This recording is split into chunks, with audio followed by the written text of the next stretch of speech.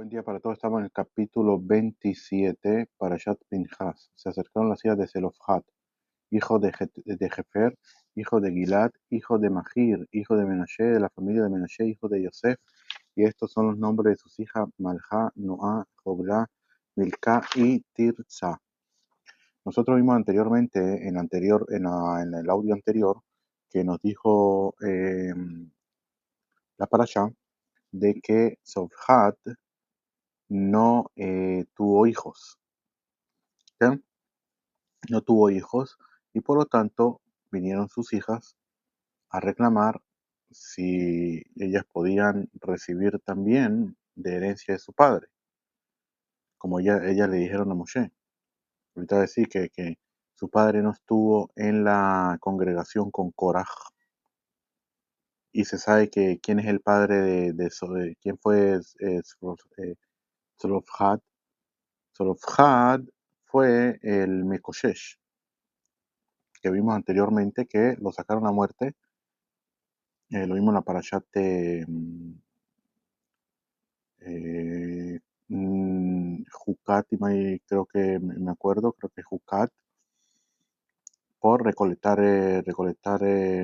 madera en Shabbat.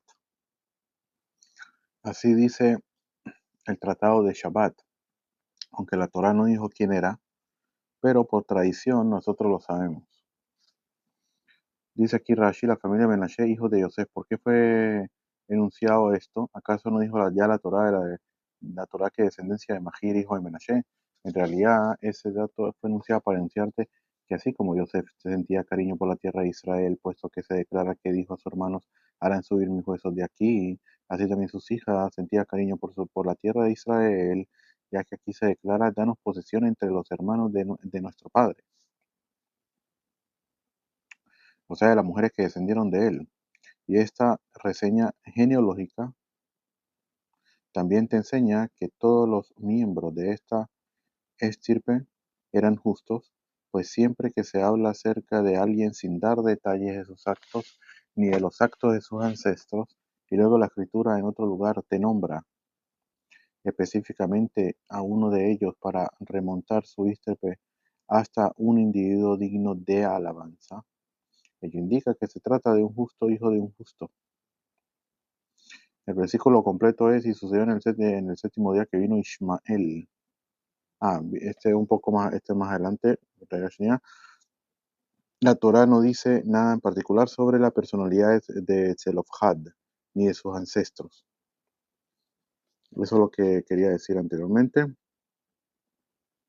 Pero si remonta su ísterpe hasta un individuo digno de oprobio, por ejemplo, en el caso de que se dice que vino Ismael, hijo de Netaniah, hijo de Elishama, sabido es que todos los ancestros mencionados junto con él también fueron malvados. Dice Rashi Malka Noah, pero más adelante la Torah declara era Malha. Dice aquí Mahla, Tirza, etcétera. Este cambio informa que ellas eran iguales entre sí, y por eso la Torá cambia el orden en que son enunciados. Quiere decir que anteriormente, como trae aquí, que anteriormente fueron cambiadas entre ellas. Rashi nos informa y nos dice que eso es para decirnos que entre ellas todas eran iguales entre sí, todas eran justas. Seguimos. Y se pararon delante de Moshe y delante de Elazar el Cohen, así como delante de los líderes de toda la asamblea, a la entrada de la tienda de la cita, para decir. Dice delante de Moshe, delante de Elazar, este hecho informa que ellas solamente se pararon ante ellos en el año 40 de la estadía de los israelitas en el desierto, después de que Aarón había muerto. Delante de Moshe, pero dice aquí primero delante de Moshe y luego delante de Elazar. Pero ¿es posible tal cosa? Si Moshe no sabía qué ley les era aplicable, Eleazar podría saber.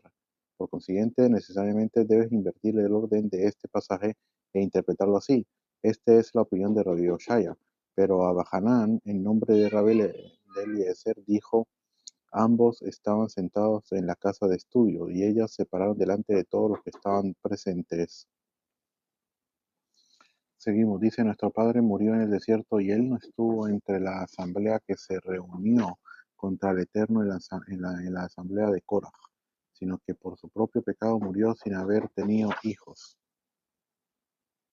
Dice Rashi, puesto que ellas vinieron para afirmar que su padre había muerto por su propio pecado, para dar peso a sus palabras se vieron obligadas a declarar que no murió por el pecado de los que se quejaron contra Dios,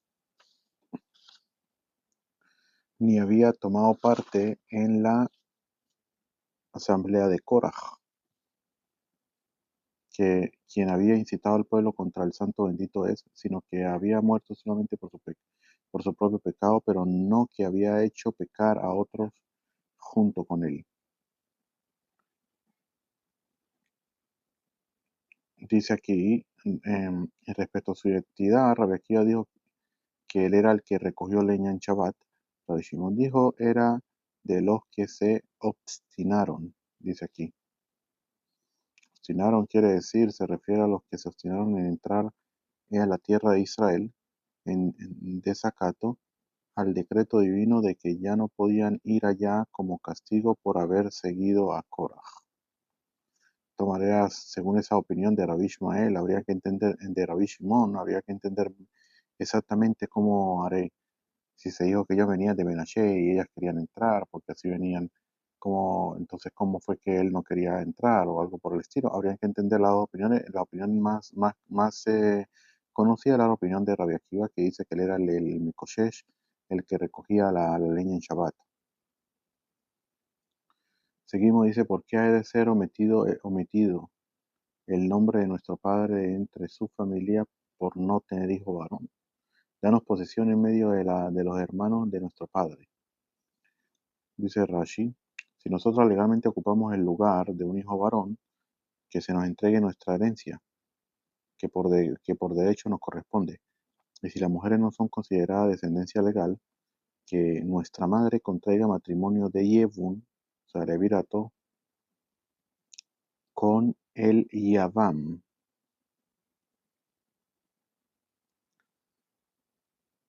que si un hombre muere sin dejar descendencia, su hermano debe casarse con una viuda, y el hijo primogénito de esa unión se levantará en nombre de hermano muerto. Ahora, la pregunta es, cuando, si, cuando el Yevum, dice que el Yevum no tiene hijos, si el Yevum se tiene que hacer cuando no tiene hijos varones, e incluso en este caso que ya tenía mujeres, eh, hijas, si aún así entonces la mujer necesita de Yevum, de levirato o no. Esa es una buena pregunta en lo que tiene que ver la halajá, ¿sí? Dice aquí, según el Talmud, la ciudad de Tzofjat eran sabias, inquisidoras y rectas. Esto quiere decir que presentaron su demanda en un momento oportuno cuando Moshe se hallaba en la casa de estudio exponiendo acerca de la ley de Yebum. De este modo insertaron su demanda dentro del marco jurídico que era analizado en el momento. Su razonamiento era el siguiente, puesto que la ley de Yebum estipula que una mujer debe casarse con el hermano del fallecido si éste no tuvo descendencia. Si se afirma que las hijas no son consideradas descendencia legal, es como si la viuda no hubiera tenido descendencia en absoluto, y entonces su madre debería estar obligada a casarse con el Yabam. Seguimos. Por no tener hijo varón, esto implica que si hubiera tenido un hijo varón, ellas no hubieran reclamado nada. Esto informa que estas mujeres eran inteligentes. Ellas mismas ya habían afirmado en el versículo anterior que su padre no había tenido hijos. No era necesario, pues, repetirlo. Si lo hicieron aquí, fue para implicar que si su padre hubiera tenido incluso un solo hijo varón, no hubieran podido reclamar nada, ya que ese hijo varón tendría la facultad legal de heredar a su padre en exclusividad. Esta inferencia demostraba su inteligencia. Y Moshe presentó el juicio de ellas delante del Eterno, es decir, la ley aplicable a este caso. Se les dice aquí, la halajá se le escapó de la mente, es decir, que la olvidó en ese momento, aunque de hecho ya la había aprendido. En 5 ocasiones vemos que la Torá narra que Moshe no conocía la halajá de un caso particular y Dios se la tuvo que decir primero en el caso de las hijas de Zelofhad, como vimos aquí, en el caso de Pesaj, el segundo Pesaj, cuando hay impureza. Sí, en el caso del hombre que recogió leña, y en el caso que maldijo en el nombre divino, también. Vemos esos 5 casos en total. Y el caso de la demanda hecha por los miembros de la tribu de Yosef respecto a lo dicho con las hijas de Zelofhad. Según el Maharal Miprag, lo particular de este caso es que aquí la Torá dice que Moshe tuvo que presentar la demanda de ellas, mientras que en los demás casos la Torá meramente dice que Dios le informó de cuál era la halajá aplicable. El que Moshe tuviera que presentar el caso de ellas a Dios es indicio de que había aprendido la halajá, pero que en esas circunstancias particular se le olvidó. El Maharal agrega que el otro caso del que Rashi afirma que a Moshe se le olvidó una halajá, que fue cuando Zimbri le preguntó respecto a la mujer Midianit, y Moshe no supo qué responder. En realidad fue para que llegara Pinhas y recordando la halajá se ganase la recompensa para actuar en consecuencia.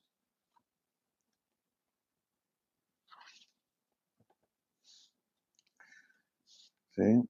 Entonces dice aquí, sigue diciendo, en esta ocasión fue castigado porque se atribuyó la corona del conocimiento de la Torah al decir, y el asunto que sea demasiado difícil para ustedes, tráiganlo a mí. ¿Cuándo él dijo eso? Cuando se lo dijo a Yitro, ¿sí? Que Yitro le dio el consejo de no estar haciendo juicio todo el día, porque se iba a cansar. Entonces que nombrara jueces y que el caso más grande lo trajeron a él. Él dijo, no, que traigan el caso más importante para mí. Entonces, como Kadosh Baruj Hu dijo, tú crees que todos los casos, solamente los casos difíciles van a entrar a ti y tú vas a saber y todo lo demás, como dice aquí Rashi, ¿quién? Que fue castigado porque se atribuyó la corona del conocimiento de la Torah al decir, y el asunto que sea más demasiado difícil para ustedes, tráiganlo a mí. ¿Quién? Eso hay que entenderlo que Akadosh Baruj Hu, como dice en el tratado de Baba Kama de la página 50, Sheu Medakdek be Hasidat que justa se hará. Akadosh Baruj Hu precisa muy bien con sus justos. Con los justos precisa cualquier cosa, cualquier palabra de repente que haya dicho de Akadosh Baruj Hu le trae tribulaciones a los justos. ¿Para qué? Decía, si debería decir no, para qué lo va a castigar si es un justo. No, a Kadosh Baruj Hu le trae tribulación al tzadik, al justo, para que ese justo sufra en este mundo y llegue limpio de todo tipo de transgresión según el nivel que él tenga, y llegue limpio a los mundos venideros. Llegue una vez, como se dice, a recibir su recompensa por lo que él hizo y no tenga que dar cuenta y razón por las cosas que él hizo.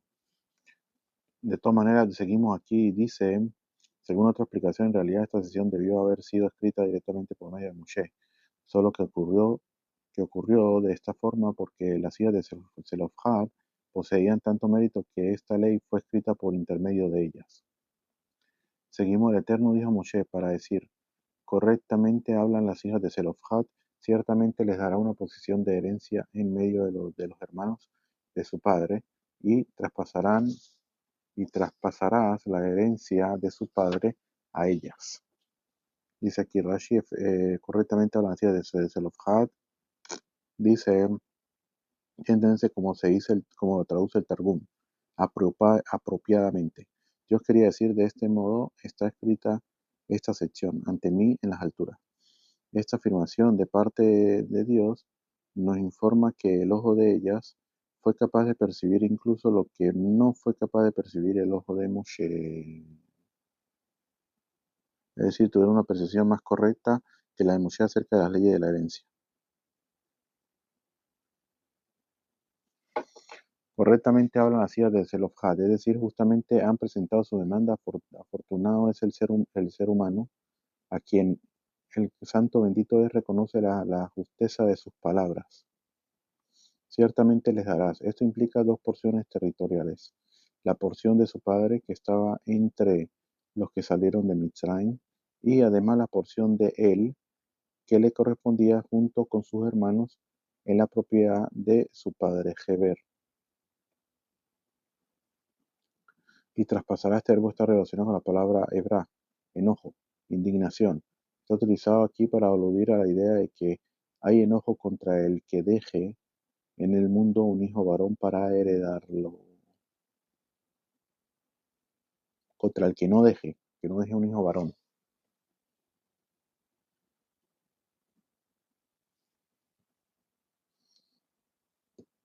Según otra explicación, dice Rashi, se utiliza este verbo porque cuando una hija hereda a su padre, hace pasar el patrimonio de una tribu a otra en caso de que se case con un miembro de otra tribu, ya que su hijo o su marido la heredan.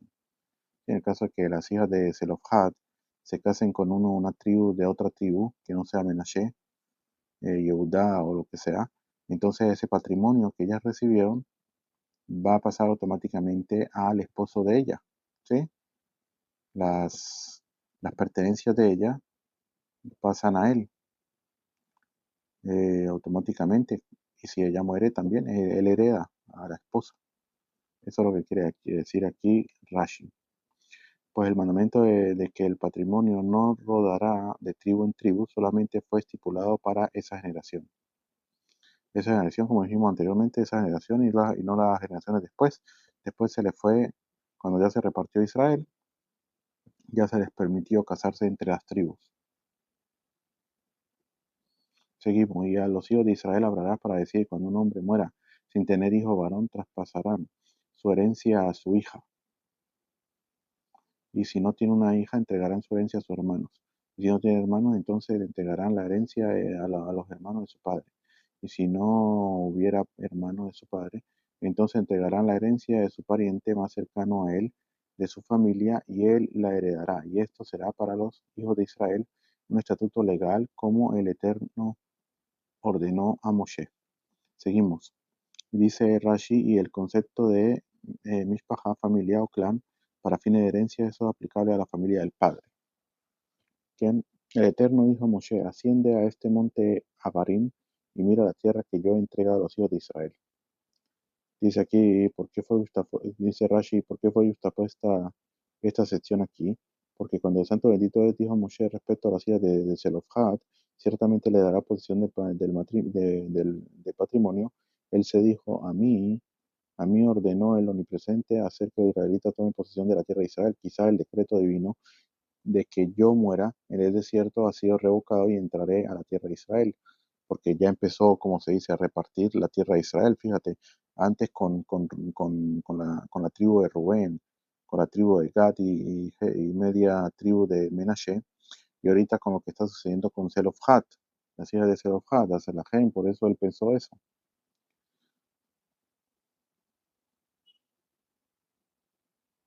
Entonces el santo bendito Dios le dijo, mi decreto sigue en su lugar. Otra explicación, cuando Moshe entró al territorio de los hijos de Gad y los hijos de Rubén, se alegró y dijo, parece que el voto de Dios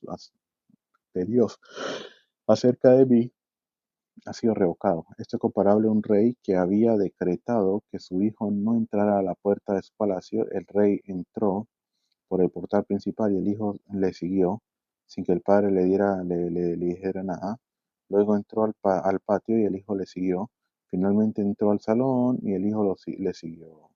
Cuando se dispuso a entrar a la recámara, el rey le dijo, hijo mío, de aquí en adelante te está prohibido entrar. Dice la parashá que la verás, como dijimos, asciende al monte Abarim y mira la tierra que yo he entregado a los hijos de Israel, la verás, y luego tú también serás recogido a tu pueblo, como fue recogido tu hermano Aarón. Dice, aquí aprendemos que Moshe ansiaba la misma muerte de Aarón. Otra explicación, como dijimos, que la muerte es por un beso, ¿sí? Que la Neshama sale, dijimos allí, como sacar el pelo de un vaso con leche, que no cuesta nada. Otra explicación, Dios en efecto le dijo, no eres tú mejor que él, ya que ambos no me santificaron en medio de los hijos de Israel. Con estas palabras Dios implicaba que si me hubieran santificado, todavía no hubiese llegado a su tiempo de partir del mundo.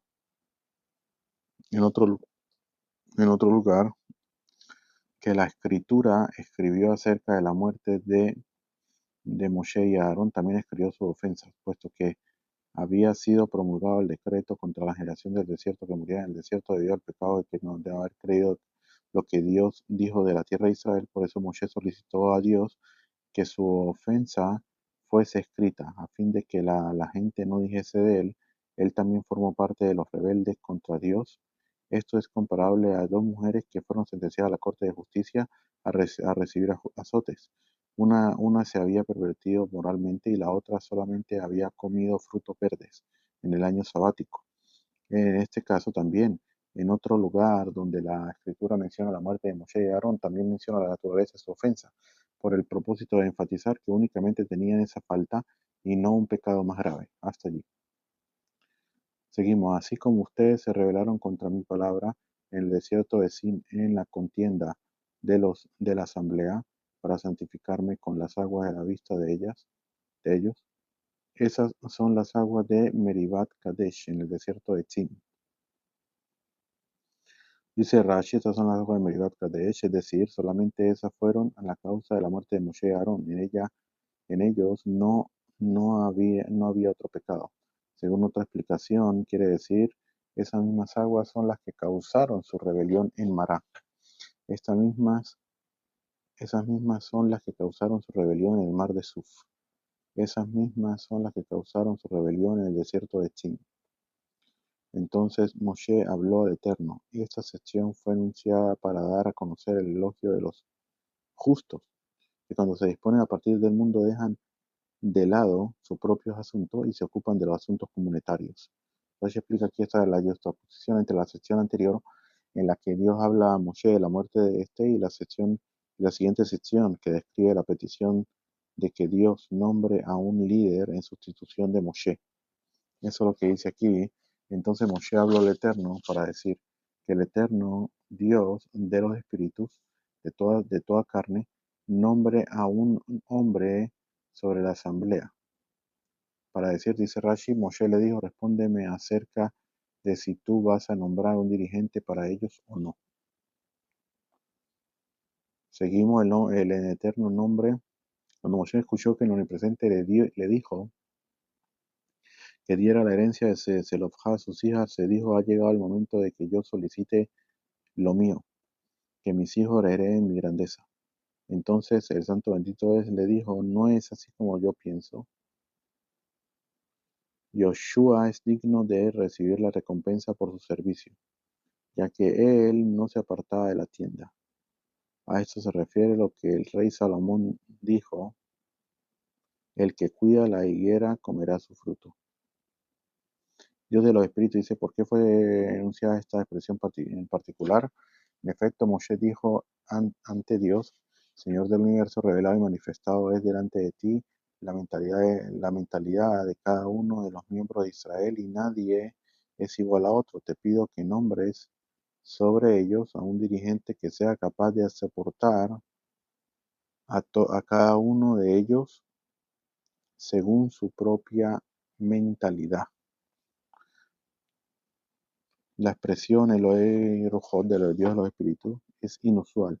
Si Moshe hubiera querido decir en sentido general que Dios es el Señor de todos los seres humanos o de todo el mundo, hubiera empleado unas expresiones más usuales como Dios de toda carne o Dios del universo. También hubiera podido decir en singular Dios del Espíritu de todo ser de carne. Como no lo hizo, Rashi explica que cuando Moshe dijo en plural Dios de los espíritus, se refería a la capacidad de Dios de abarcar y tomar en cuenta las cualidades específicas de cada ser humano.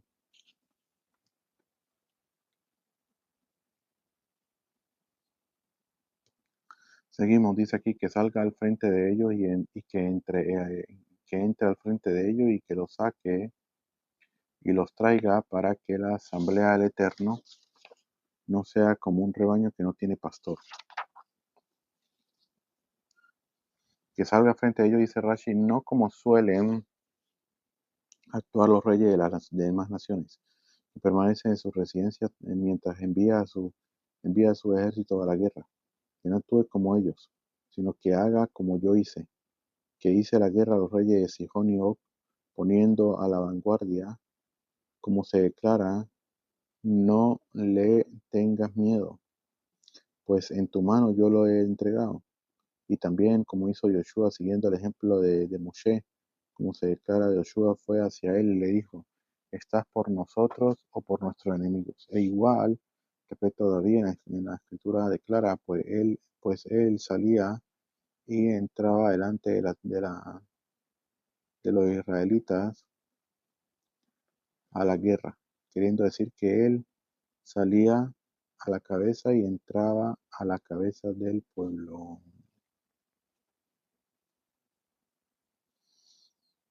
¿Quién? Y que los saque gracias a sus propios méritos, dice Rashi, y los traiga sano y salvo gracias a sus propios méritos. Según otra explicación, al decir la frase y que los traiga, Moshe se sugirió a Dios que le hagas a él lo mismo que me hace a mí, que no los introduciré a la tierra de Israel.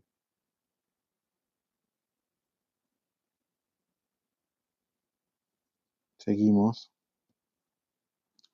Seguimos, el Eterno dijo a Moshe, toma para ti a Yoshua, hijo de Nun, varón en que hay espíritu, e impón tu mano sobre él. Tómalo con las siguientes palabras: afortunado eres que te has hecho digno de guiar a los hijos del Omnipresente. Es decir, persuadirlos con ese argumento. Para ti, dice Rashi, es decir, toma a uno que tú has probado, aquel que tú conozcas bien, en que hay espíritu tal como pediste, uno que sea capaz de conducirse adecuadamente con el espíritu de cada uno de ellos. E impón tu mano sobre él. Eso quiere decir, proporciónale un intérprete que exponga su análisis y decisiones alágicas al pueblo mientras todavía estás con vida, para que la gente no diga que de él, después de tu muerte, no se atrevía a alzar la cabeza durante los días de Moshe. En sentido estricto, la imposición, quiero las manos, consiste en la concesión de autoridad a un individuo mediante la semijá, que es la concesión la imposición de las manos. Se confiere al recipiente la facultad de instruir y dictaminar la ley alágica al público. Si Yoshua iba a ocupar el puesto de Moshe, era obvio que Moshe iba a conferirle esta autorización y sería superfluo que la Torá lo mencionase. Por esta razón, Rashi explica que aquí esta imposición se refería a concederle la prerrogativa adicional de que incluso en vida de Moshe, Yoshua tuviese a su disposición un meturgemán. Disponer que un meturgemán implica que Moshe poseía la experiencia y la autoridad necesarias para su nuevo puesto. Meturgemán quiere decir la persona que habla.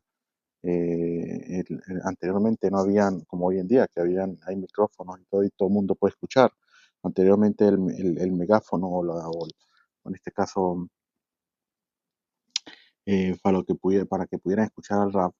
Entonces había uno que escuchaba lo que decía el rap y el Meturgeman, que era el que hablaba al pueblo, él tenía una voz muy fuerte. Hay personas que tienen voz fuerte y ellos eran lo que transmitía lo que decía el rap. Igual en este caso con referente a Moshe, lo que dice Moshe sobre Yeshua. Fíjate que vamos a ver algo interesante, lo que es el buen ojo de Moshe Rabbeinu, que incluso que él quería que sus hijos heredaran su puesto, pero así no fue con todo y eso. A Kadosh Baruj Hu le dice que coloque su mano sobre Yoshua Ben Nun. Ahorita más adelante vamos a ver que él no colocó su mano, sino que colocó las dos manos. Seguimos. Harás que se separe delante de Elazar el Cohen y delante de toda la asamblea y encomiéndale ante la vista de ellos. Comiéndale sobre Israel con la siguiente advertencia. Sabe que ellos son gravosos y refractarios, toma posesión de tu cargo con la condición de que aceptes sobre ti asumir esta situación. Seguimos, y pondrás algo de tu gloria sobre él a fin de que escuche toda la asamblea de los hijos de Israel. Dice aquí Rashi, pondrá algo de tu gloria sobre él. Esto se refiere al resplandor de la piel, del rostro. ¿De quién? De Moshe, obviamente, que en la Torah dice que los hijos de Israel veían el rostro de Moshe, que la piel del rostro de Moshe resplandecía, y tenían miedo de ello y todo lo demás. Vimos eso también en las parashotas anteriores. Seguimos, algo de tu gloria, pero no toda tu gloria. Aprendemos, pues, que el rostro de Moshe irradiaba como el sol y el rostro de Yoshua como la luna. Como dice Babátras en la página 75 Aleph. Ahí dice que la gloria tiene su fuente en Moshe. Así como la luna solamente refleja la luz que el sol le da, de igual modo la Torá que Yoshua poseía constituía un reflejo de lo que había aprendido en Moshe. Seguimos a fin de que escuche toda la asamblea de los hijos de Israel, es decir, que se comporten hacia él con respeto y reverencia como se comportaban hacia ti.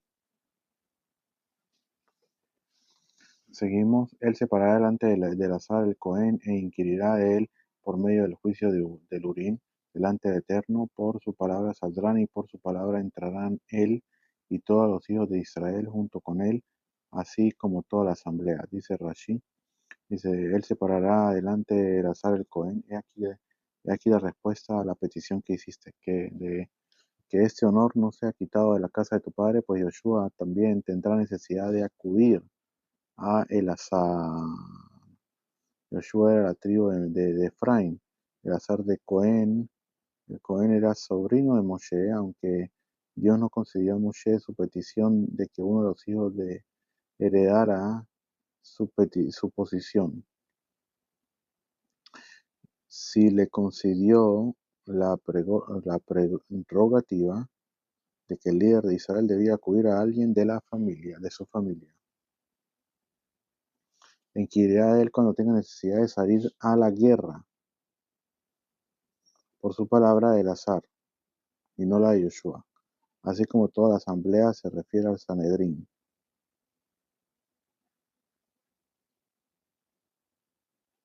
Seguimos.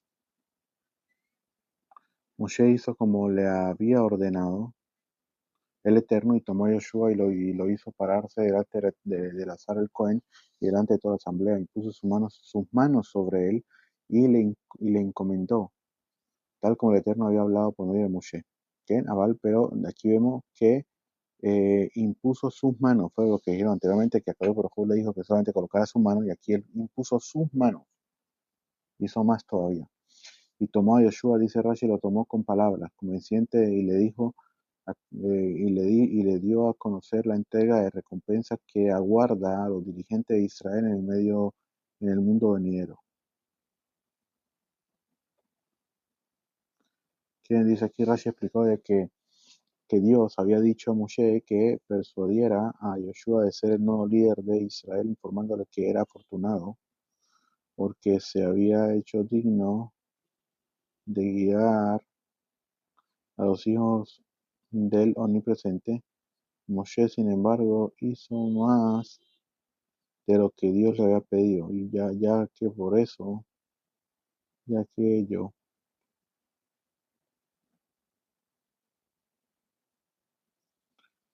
de Gashnia, Moshe explicó que Dios había dicho a Moshe que persuadiera a Yoshua de ser el nuevo líder de Israel, informándole que era afortunado porque se había hecho digno de guiar a los hijos del Omnipresente. Moshe, sin embargo, hizo más de lo que Dios le había pedido, ya que no solo le había hecho, ya que no solo le dijo eso, sino que además le informó qué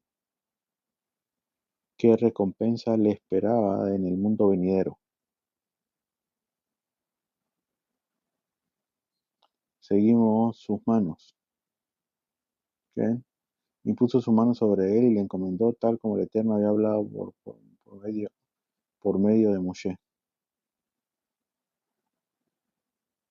sus manos, Moshe le impuso sus manos con actitud generosa, mucho más de lo que Dios le había mandado hacer, pues el santo bendito es, solo le había dicho,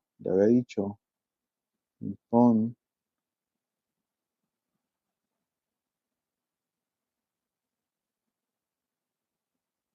impon tu mano sobre él, pero él lo hizo con ambas manos, haciéndole como un recipiente repleto para hasta rebosar y llenándole generosamente de su propia sabiduría.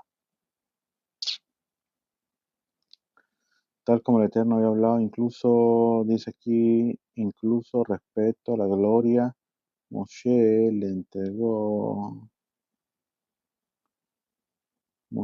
le otorgó de su propia gloria.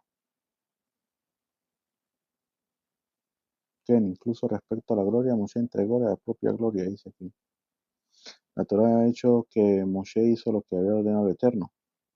Por consiguiente, como explicamos anteriormente, que a Kadosh Baruj Hu le había dicho que colocara solamente su mano, pero que Moshe Rabbeinu le colocó las dos manos. Con esto hemos terminado el capítulo 27 de Trata 100 para empezar el versículo 28. Tenemos buen día.